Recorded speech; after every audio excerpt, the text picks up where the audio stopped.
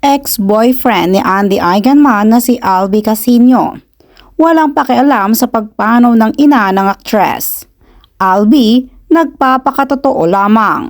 Deretsahang tinanong ang aktor na si Albi Casino nang dumalo ito sa media conference ng pelikulang Kasalo na nangyari noong Sabado ng hapon, Marso 23, 2024 sa Viva Cafe, Cubao, Quezon City. Tinanong si Albi tungkol kay Miss Jacqueline Jose dahil ito ang ina ng kanyang ex-girlfriend na si Andy Eigenman. Ani ni Albi, "Unang-una, I just wanna say rest in peace, Miss Jane. Saka condolences sa lahat ng tao na nagmamahal sa kanya. Pero hindi naman ako apektado doon." Yan ang naging matapat niyang pahayag. Ayon pa kay Albi, hindi umano siya naniniwala na kailangan pa o welcome pa ang kanyang presensya sa pakikiramay kay Miss Jacqueline Jose. Ani ni Albi, "I don't think my presence would be welcome there. So, ba't ako makikiramay? Diba?" Masalimuot ang naging relasyon noon ni Andy kay Albi na napagbintangan na ama ng kanyang anak na si Ellie. Hanggang lumitaw ang katotohanan na si Jake Ejercito ang biological father ng panganay na anak ng aktres.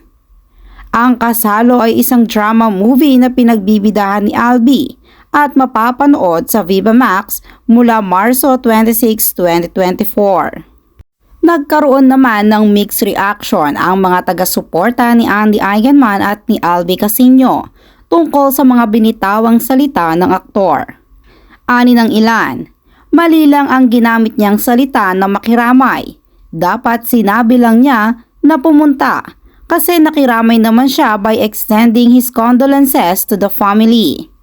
Mayroon ding nagsabi, ani ng isang nagkomento, "You were right. You are not welcome there. Hope you'll get over na din with your past hurt and wound.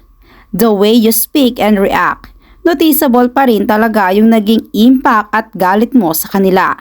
Sana makalabas ka na dyan sa puot mo. Makapagpatawad para mas madami pang blessing na ma-receive mo. Ang unfair lang kasi sila okay na no, habang ikaw minumulto pa rin ng iyong nakaraan." Komento pa ng isang netizen, "Nagiging totoong tao lang siya. Bakit nga naman kasi siya pupunta? Pamilya po nila ang sumira ng pangalan niya at pagkatao niya sa mga tao. Buong akala ng lahat masama siyang tao at ama hindi naman pala dahil inosente siyang talaga." Hirit naman ng isang netizen, "Mas kahanga-hanga kapag pumunta siya at nakiramay. Yung nag-iisip ng masama, wala nang gamot dyan. Nabubuhay at mamamaya pa na may galit sa mundo." Komento pa ng isa, "Tagal noon hindi pa sila napatawad. Masarap sa loob kung papatawad, wala namang perpekto na tao sa mundo." Correct yung ginawa mo, Albi. History na ng showbiz ginawa nila sa'yo. Hindi man siguro nagsorry sa iyo sa ginawa nilang paninira sa buhay at karera mo. Nagtataka naman ang isang netizen kung bakit hindi umano kinaklaro ni Andy Eigenman sa publiko ang mga pangyayari.